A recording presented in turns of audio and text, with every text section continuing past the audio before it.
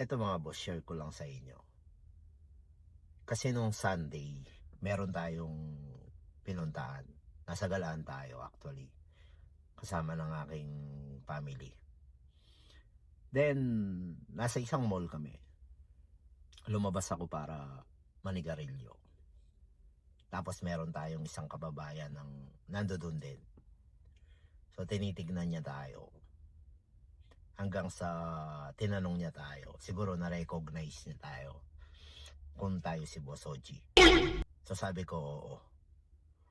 So, ayun, nagkakwentuhan kami hanggang sa nagkapalagayan ng kwentuhan.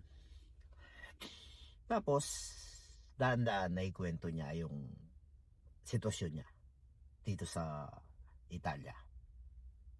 So, bali, undocumented siya for some reason. Kasi, dapat talaga hindi siya magiging undocumented dahil Lucy siya or direct hire. Pero for some reason, katulad ng sabi ko, naging undocumented siya. So ito yung kwento mga boss. At siguro yung ibang mga bossing natin dyan, meron ding mga ganitong klaseng kwento na hindi ko masasabing hindi maganda. Kasi kahit na ganun yung nangyari, nakarating pa rin naman siya dito sa Italia, no? Pero sayang lang kasi dahil hindi naiproseso yung kanyang plusi ng tao na nag-direct car sa kanya. So bali, base dun sa kwento ng ating followers, ang sabi niya, dinirect car siya ng isang may negosyo dito sa Milan. Actually mga boss, itong negosyo na to, kilala ko to eh.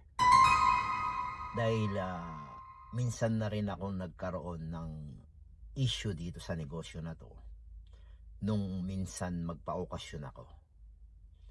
So, in short, nasabi niya sa atin na itong negosyo na to ang nag-direct car sa kanya, or tatlo daw sila, na dinirect car nitong negosyo na to, at nagbayad sila ng 5,000 euro each. So, tingin ko naman legit yung direct card kasi nakarating naman sila dito. Ang sayang nga lang, hindi na i-process yung kanilang direct card sa mga dahilan na hindi natin masiguro, dahil siyempre based sa kwento ng ating followers at hindi naman natin naririnig yung kwento ng nag-direct card sa kanila, no? Pero based dito sa nagkukwento sa ating followers, ang sabi daw ng may negosyo na to na nag-direct car sa kanila is kailangan muna nilang umuwi ng Pilipinas. Okay mga boss. Doon sa kwento nila, sila lang yung nakakaalam kung ano yung napag-usapan nila, kung ano yung totoo doon sa kwento, kung ano yung nangyari, kung bakit hindi natuloy. So, doon iwanan na natin sa kanila yon. Doon tayo sa part na bakit hindi natuloy yung pagpuproseso ng kanilang mga direct car. Dahil ang sinasabi daw ng negosyo na to, kailangan muna nilang umuwi sa Pilipinas. Wait, what? Doon ako medyo nalabuan.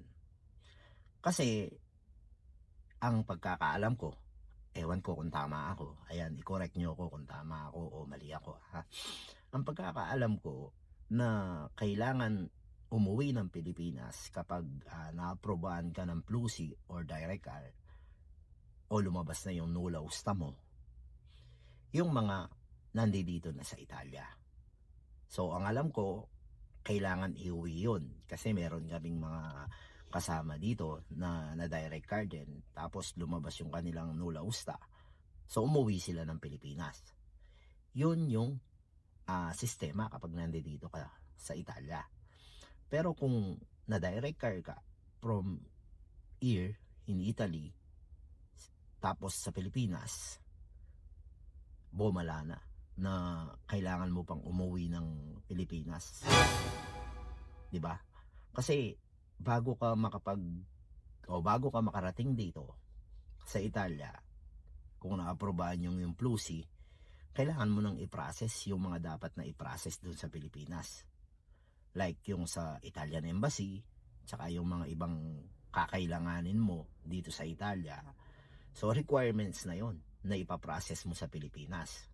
So matik, pagdating mo dito sa Italia, dito ka na magpa-process ngayon ng iyong nulla usta para maging permit to stay or permesso di soggiorno. Yun yung tamang proseso sa tingin ko kung nanggaling ka ng Pilipinas. So, yun nga, base sa kwento niya, sinabi daw ng may negosyo na to na nag-direct car sa kanila na kailangan muna nilang umuwi ulit ng Pilipinas. So, syempre, yung pamilya ng ating followers, hindi na pumayag dun sa part na yon dahil, syempre, nandito na yung anak niya at medyo siguro nalabuan din sila dun sa sitwasyon na gustong mangyari ng may negosyo na to, no?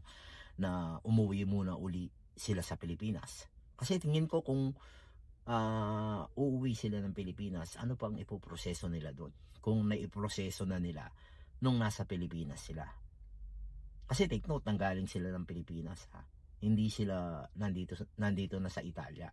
Nanggaling sila sa Pilipinas, na-approve yung kanilang Plusi, nagbayad sila ng 5,000 euro each. So, bago silang makarating dito sa Italia, na-i-process na lahat ng kailangan na i-process dun sa Pilipinas. So, sabi ko nga sa inyo, yung part ng kwento, iwanan natin sa kanila. Kung ano man yung hindi nila napagkasunduan, maybe dahil hindi natuloy yung pagpuproseso ng kanilang mga kailangan gawin para matapos yung proseso ng pagkakaroon ng permesso di soggiorno. So, nasa sa kanila na yon, di ba? Ang point lang natin dito, yan, dun sa mga baguhan dito, baka meron din sa inyo na direct car na nasa Pilipinas tapos nakarating dito sa Italia. Tapos biglang sasabihin sa inyo, kailangan nyo munang umuwi ulit ng Pilipinas. Para sa akin, kung tama ako, kung hindi ako nagkakamali, parang hindi ganun yung proseso. Parang ang gumagawa lang talaga nun, yung mga nandito na sa Italia, tapos ma-approve yung kanilang Plusi, magkakaroon ng nulla usta, ipaprocess nila yon sa Pilipinas dahil kailangan nilang dalhin yon sa Italian Embassy ng Pilipinas, then the rest kung ano man yung kailangan nilang gawin. So yun lang mga boss, no? Sana maayos pa nila yung issue nila, no, kung may time pa at may pagkakataon pa, kasi sayang nandito na rin yung followers natin at saka yung tatlo o dalawa pa na sinasabi niya na okay naman dahil nakarating sila dito. So meaning lumabas yung kanilang resulta ng Plusi. So kung may kailangan man silang isettle ng negosyo na to para maayos pa, kung hindi pa uli ang lahat, sana mapag-usapan nila. Kasi sayang naman yung pagkakataon, no? Dahil sabi niya sa akin ngayon, undocumented na siya. So hindi natin naidetalye kung expired na ba yung kanyang nulla usta or what. Basta ang sinabi niya lang sa atin, at this moment, undocumented na siya. Dahil siguro hindi na sila nagkasundo nung negosyo na nag-direct car sa kanila.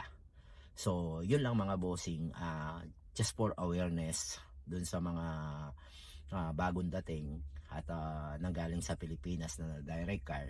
So para din aware kayo kung paano yung proseso ng direct car dito or Plusi, no?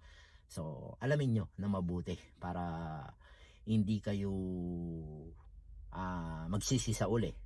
Kasi kung may mga ganong magsasabi na uuwi muna ulit kayo, though nanggaling naman kayo na ng Pilipinas, sinayos nyo na yung mga kailangan ayusin doon sa Pilipinas. So tingin ko naman, bago kayo makarating dito sa Italia, wala na kayong kailangan pang ayusin sa Pilipinas. Dito nyo na aayusin yung kung ano man yung kailangan para sa inyong permesso di soggiorno.